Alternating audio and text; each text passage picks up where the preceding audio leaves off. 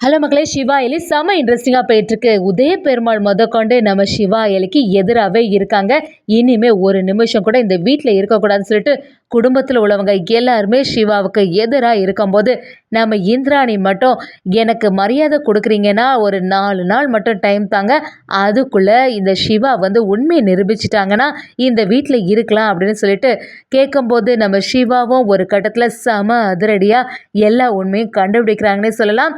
நம்ம உதய பெருமாள் தான் சிவாவோட அப்பா அப்படிங்கிறத நிரூபிச்சிட்டாங்கன்னே சொல்லலாம். அதே சமயத்தில் இதெல்லாம் பார்த்துட்டு இருந்த செல்வனாயும் கபிலனும் சேர்ந்து நம்ம சிவாவோட உயிருக்கு ஆபத்து வர மாதிரி ஒரு செயலை செய்கிறாங்கன்னே சொல்லலாம். வீடியோக்குள்ளே போகிறக்கு முன்னாடி நம்ம சேனலுக்கு சப்ஸ்கிரைப் பண்ணிடுங்க, அப்படியே பக்கத்தில் இருக்க பெல் ஐக்கனை கிளிக் பண்ணிடுங்க. அப்போ தான் நான் போடுற வீடியோலாம் உங்களுக்கு நோட்டிஃபிகேஷனாக வரும். செல்வனாயும் இந்திராணி கிட்ட என்ன இந்திரா பேசிட்டு இருக்க, இது நாள் வரைக்கும் உன்னோட தம்பி உங்ககிட்ட ஏதாவது கேட்டிருப்பானா, இப்போ பாரு கபிலனோட வாழ்க்கையை கேள்விக்குறியாட்டு இருக்கு. அப்போ கூட உனக்கு இந்த சிவா தான் முக்கியமா? கபிலன் சொல்றதுல என்ன தப்பு இருக்கு? கண்டிப்பா இந்த சிவாவும் அயலியும் இந்த வீட்டில் இருக்கிறது வரைக்கும் பிரச்சனையா தான் இருக்கும். இந்த வீட்டை விட்டு வெளியில போகணும்னு சொல்றாங்க. உதய பெருமாளை பார்த்த உடனே செல்வன் ஐயா அப்படியே கூட்டிட்டு வந்து, என்னங்க நீங்க பார்த்துட்டு சும்மா இருக்கீங்க, இந்திராணி கிட்ட என்னன்னு கேட்க மாட்டீங்களா அப்படி சொல்லும்போது உதய பெருமாளும் நம்ம சிவா அயலியை எதிர்த்து, ஆமா அவங்க எல்லாம் சொல்றதுல என்ன தப்பு இருக்கு, இனிமே ஒரு நிமிஷம் கூட இவங்க 2 பேரும் இந்த வீட்டில் இருக்கக்கூடாது, 2 பேரையும் வெளியில போக சொல்லு அப்படின்னு நம்ம இந்திராணி கிட்ட சொல்றாங்க. இந்திராணியும் உதய பெருமாளை பார்த்து, என்ன சித்தப்பா நீங்க பேசிட்டு இருக்கீங்க, எப்படி மனசாட்சி இல்லாம உங்களால இப்படி சொல்ல முடியுது, எல்லாம் தெரிஞ்சுக்கிட்ட நீங்களே இப்படி பேசலாமா அப்படி சொல்லும்போது நம்ம உதய பெருமாளை அமைதியா நிற்கும் போது இதெல்லாம் செல்வனாகியும் கபிலனும் பார்த்துட்டு பயங்கரமா டென்ஷன் ஆகுறாங்க. கபிலனும் அவங்க அப்பா கிட்ட, என்னப்பா நீங்க எல்லாமே இப்படி பார்த்துட்டு அமைதியா நின்னா என்ன அர்த்தம், அதான் உங்களுக்கு உங்க மகன் வாழ்க்கையோட இந்த சிவாவை பத்தி தான் கவலையா அப்படின்னு சொல்லிட்டு சத்தம் போட ஆரம்பிக்கும் போது நம்ம உதய பெருமாளும், இதுக்கு மேல நம்ம எதுவுமே சொல்லாம இருந்துச்சுன்னா பெரிய பிரச்சனை ஆயிடும், ஏற்கனவே செல்வனாகி நம்ம கிட்ட பயங்கர கோபத்துல இருக்கா, மறுபடியும் சிவாவுக்கு ஆதரவா நம்ம பேசினா இவங்க எல்லாருமே சேர்ந்து ஏதாவது பிரச்சனை பண்ணிடுவாங்கன்னு சொல்லிட்டு நம்ம உதய பெருமாளும் சிவாவை எதிர்த்து நிற்கிறாங்க. இப்படி குடும்பத்தில் உள்ளவங்க எல்லாருமே எதிர்த்து நிற்கும் போது நம்ம இந்திராணி மட்டும் சிவாவுக்கும் அயலிக்கும் சப்போர்ட்டா பேச ஆரம்பிக்கிறாங்க. என்ன நீங்க பேசுறதெல்லாம் கொஞ்சம் கூட நியாயமா இருக்கா, எப்படி இவங்கள உடனே வெளியில அனுப்ப முடியும், அவங்க தான் ஒரு காரணத்திற்காக இந்த வீட்டில் இருக்காங்கல்ல, எப்படினாலுமே உண்மையை நிரூபிப்பாங்க, அதுக்கப்புறமா பார்த்துக்கலான்னு சொன்னாலும் நம்ம செல்வனாகி விட்டு வைக்க மாதிரி இல்லை. எத்தனை நாள் தான் இதே மாதிரி சொல்லி இந்த வீட்டில் இருந்தாச்சு, இனியும் இந்த வீட்டில் இருந்துட்டு இருந்தா சரியே கிடையாதுன்னு சொல்றாங்க. ஜெமுனாவும், உங்களுக்கு வந்து இந்த வீட்டோட மருமக ரித்திகாவை விட இந்த அயலி தான் பெருசா போயிட்டாளா, அப்படி அந்த அயலி என்னதான் இந்த வீட்டில் செய்தா, இப்படி எல்லாருமே சொல்லிட்டு இருக்கும்போது, ஏன் இந்திராணி நீ மட்டும் இப்படி பிடிவாதம் பிடிக்கிற அப்படின்னு சொல்லிட்டு நம்ம இந்திராணியை எதிர்த்து எல்லாரும் பேசும்போது நாம இந்திராணியும், கொஞ்ச நேரம் அமைதியாக இருக்கீங்களா, நான் தான் சொல்கிறேன்ல, நான் உங்களுக்கு ஒரு 4 நாள் டைம் தரேன், அதுக்குள்ளே நீங்கள் உண்மையை நிரூபிச்சிட்டிங்கன்னா இனிமேல் இந்த வீட்டில் இருக்கலாம், ஆனால் அதுக்கு முன்னாடி ஏதாவது நிரூபிக்காமல் போயிடுச்சுன்னா கண்டிப்பாக இந்த வீட்டை விட்டு இவங்க போயிடுவாங்கன்னு சொல்லிட்டு நம்ம சிவா அயலியை பற்றி குடும்பத்தில் உள்ளவங்க எல்லாருக்கிட்டையுமே சொல்ல ஆரம்பிக்கிறாங்க. நம்ம செல்வனாகியும் எப்படியே தான் எப்போவும் நீ சொல்கிற, ஆனால் அவங்க நிரூபித்த மாதிரி இல்லை, ஆனால் இன்னும் அந்த வீட்டில் தானே இருந்துட்டு இருக்காங்க அப்படின்னு சொல்லிட்டு செல்வனாகியும் சத்தப்பட ஆரம்பிக்கிறாங்க. இந்திராணி இந்த வாட்டி அப்படி எதுவுமே நடக்காது, அதுக்கு நான் வந்து உத்தரவாதம் தரேன்னு சொல்றாங்க.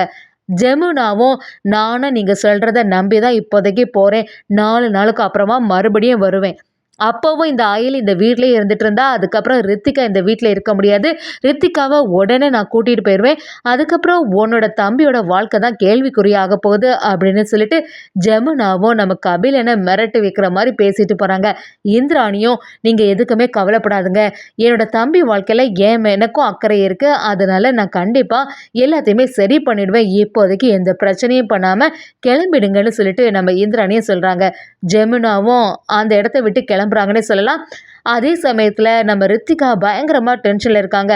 செல்வனாகிட்ட போய் ரித்திகாவும், என்ன இந்த வீட்டில் நடக்குதத்த, உங்களுக்கு கிடைச்ச மரியாதை இவ்வளோதானா, இந்த வீட்டில் மருமகளாக இருந்து என்னத்துக்கு, எனக்கு எந்த மரியாதையும் கிடைக்க மாட்டேங்குது, எல்லாரும் அந்த அயலியை தான் தூக்கி வச்சிட்டு இருக்காங்க, எல்லாருமே இப்படி எதிர்த்து பேசும்போது இந்திராணி அண்ணி மட்டும் ஏன் இப்படி இருக்காங்க அப்படி சொல்லும்போது செல்வனாகியும், சரி விடு ரித்திகா, இனி ஒரு 4 நாள் தானே நம்ம சமாளிச்சிடுவோம், 4 நாளில் என்ன மாறப்போகுது, அவங்கனால எந்த உண்மையும் நிரூபிக்கவே முடியாது, கபிலா நீ எல்லாத்தையுமே பார்த்துக்கோ, என்ன நடந்தாலுமே அந்த சிவா வந்து எந்த உண்மையுமே நிரூபிக்க கூடாது, அதை நீ தான் கவனமாக பார்த்துக்கணும்னு சொல்லிட்டு செல்வனாகியும் கபிலன் கிட்ட சொல்கிறாங்க. கபிலனும், நீங்க எதுவுமே கவலைப்படாதங்க அம்மா. எப்படி இருந்தாலுமே அந்த சிவா உண்மைய நிரூபிக்கவே முடியாது. நான் இருக்க வரைக்கும் அத நடத்ததுக்கும் விட மாட்டேன். அப்படின்னு சொல்லிட்டு நம்ம செல்வநாயகியும் கபிலனும் சேர்ந்து ஒரு திட்டத்த போடுறாங்கன்னே சொல்லலாம். அதே சமயத்துல இன்னொரு சைடு பார்த்தீங்கன்னா, நம்ம அயலி இந்திராணி கிட்ட, "அண்ணி எங்க மேல எவ்வளோ நீங்க நம்பிக்கை வச்சிருக்கீங்க. இந்த குடும்பமே எதிர்த்து நிக்கும்போது, எங்களுக்கு ஆதரவா பேசினது நீங்க மட்டும் தான். ரொம்பவே தேங்க்ஸ்" சொல்லும்போது, நம்ம சிவாவும் இந்திராணிய பார்த்து, "உங்கனால தான் இப்போ நாங்க இந்த வீட்ல இருக்கிறோம். எங்க மேல எவ்வளோ நம்பிக்கை வச்சிருக்கீங்க. நாங்க இத கண்டிப்பா காப்பாத்துவோம்" அப்படின்னு சொல்றாங்க.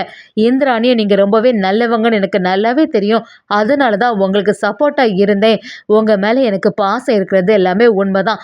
அதே மாதிரி நீங்களும் என் மேல வச்சிருக்க பாசம் எல்லாம் உண்மைதான்னு நான் நம்புறேன்" அப்படி சொல்லிட்டு நம்ம இந்திரனையும் பேச ஆரம்பிக்கிறாங்க. அது மட்டும் இல்லாம, "நான் உங்களுக்கு 4 நாள் டைம் வாங்கி தந்திருக்கேன். அதுக்குள்ள கண்டிப்பா நீங்க உண்மைய நிரூபிக்கணும். அப்படி மட்டும் நிரூபிக்க முடியலைன்னா இந்த வீட்டை விட்டு நான் சொல்றதுக்கு முன்னாடி நீங்களே கிளம்பி போயிடணும்னு" சொல்லிட்டு நம்ம சிவா கிட்ட சொல்ல ஆரம்பிக்கிறாங்க. சிவாவும், "கண்டிப்பா நான் உண்மையை நிரூபிச்சு தான் ஆவேன் அக்கா. நீங்க எதுக்குமே கவலைப்படாதுங்க. அது மட்டும் இல்லாம நான் இந்த வீட்ல தான் இனிமே இருக்க போறேன்னு" சொல்லிட்டு நம்ம இந்திராணி கிட்ட சொல்றாங்க. நம்ம அயலியும் சிவா கிட்ட சீனியர், நீங்க சொல்றது எல்லாமே சரியா தான் இருக்கு. ஆனா எப்படி நம்ம உண்மைய நிரூபிக்க முடியும்? நமக்கிட்ட இருந்த ஒரே சாட்சியம் கையில இல்ல. அது மட்டும் இல்லாம அந்த சூரிய நாராயணன் எங்க இருக்காங்கன்னே தெரியல. அவங்கள மட்டும் கண்டுபிடிச்சுட்டா நமக்கு ஏதாவது ஒரு உண்மை வெளிவரும்" அப்படின்னு சொல்லிட்டு நம்ம அயலியும் சிவா கிட்ட சொல்லிட்டு இருக்காங்க. சிவாவும், "நீ சொல்றது எல்லாமே சரிதான். அன்னைக்கு அவங்க வீட்ல போய் பார்க்கும்போது அவங்க யாருமே இல்ல. அதுவும் என்னோட அம்மா ஃபோட்டோ எங்க போச்சுன்னு தெரியல. ஆனா நீ ஒரு டாக்குமெண்ட்ட என்கிட்ட தந்த. அத வச்சு ஏதாவது உண்மைய நிரூபிக்க முடியுமா அப்படின்னு சொல்லிட்டு தேடி பார்க்கலாம்" அப்படின்னு சொல்லி நம்ம சிவாவும் அயலியும் சேர்ந்து அதுக்கான வேலைகள்ல ஈடுபடுறாங்கன்னே சொல்லலாம். நம்ம சிவா பண்ணக்கூடிய எல்லாத்தையுமே கபிலன் கவனிச்சுட்டே வராங்க. கபிலனும் இனிமே கண்டிப்பா இந்த உண்மையை மட்டும் அவன் நிரூபிச்சிடவே கூடாது. அவன் என்ன செயல் செய்றானோ அது எல்லாத்தையுமே நம்ம ஃபாலோ பண்ணி பார்த்துட வேண்டியதுதான் சொல்லி கபிலனும் நம்ம சிவா பண்ணக்கூடிய எல்லாத்தையுமே கவனிச்சுட்டே வராங்க. சிவாவும் எப்படியாவது ஏதாவது ஒரு க்ளூ கிடைக்காதா அப்படின்னு சொல்லிட்டு எல்லா இடமும் தேடி பார்க்க ஆரம்பிக்கிறாங்க. கபிலனும் சூரிய நாராயணனை கண்டுபிடிச்சாதானே உனக்கு ஏதாவது ஐடியா கிடைக்கும். இனிமே அவனை நீ பார்க்கவே முடியாது அப்படின்னு சொல்லிட்டு கபிலனும் ஒரு திட்டத்தை போடுறாங்களே சொல்லலாம். நம்ம கபிலன் என்னதான் பிளான் பண்ணாலுமே சிவா செம அதிரடியா அந்த சூரிய நாராயணனை கண்டுபிடிக்கிறாங்க. அது மட்டும் இல்லாம அந்த டாக்குமெண்ட் எல்லாத்தையுமே கொண்டு காட்டுறாங்க. அதே சமயத்துல எப்படியாவது உதய பெருமாள் தான் என்னோட அப்பா அப்படிங்கிறத நிரூபிக்கிறதுக்கு இருக்க ஒரே சாட்சி நீங்க தான். நீங்க எனக்கு சார்பாட்டு பேசணும். அது மட்டும் இல்லாம ஏதாவது ஒரு ஆதாரம் உங்கள்ட்ட இருந்ததுன்னா அது எனக்கு வேணும் அப்படின்னு சொல்லிட்டு நம்ம சிவாவும் அவங்கள்ட்ட கேட்க ஆரம்பிக்கிறாங்க. அயலியும் அதுக்கு ஆதரவாகவே இருந்துட்டு இருக்காங்க. இந்த விஷயம் தெரிஞ்ச கபிலனும் இந்த சிவா மட்டும் அக்கா கிட்ட இதெல்லாமே காட்டிடக்கூடாது அப்படின்னு சொல்லிட்டு அதுக்கான ஒரு வேலையை செய்கிறாங்கன்னே சொல்லலாம். அதே சமயத்தில் என்னதான் தடங்கள் வந்தாலும் நம்ம சிவாவும் அயலியும் சேர்ந்து உண்மையை நிரூபிக்கிறாங்க. இந்திராணிக்கு இந்த விஷயம் எல்லாமே தெரிய வருது. இந்திராணியும் கடைசி நேரத்தில் இந்த ஆதாரத்தை எல்லாம் கொண்டு வந்துட்டாங்க. இதுக்கு என்ன சொல்ல போறீங்க சித்தப்பா அப்படின்னு சொல்லிட்டு நம்ம இந்திராணியும் உதய பெருமாளை சரியா கேள்வி கேட்கும்போது அந்த இடத்துல அமைதியாவே நிற்கிறாங்க. இதுலேருந்தே தெரியல நம்ம சிவாவை அவங்க மகனா ஏற்றுக்க போறாங்கன்னே சொல்லலாம்.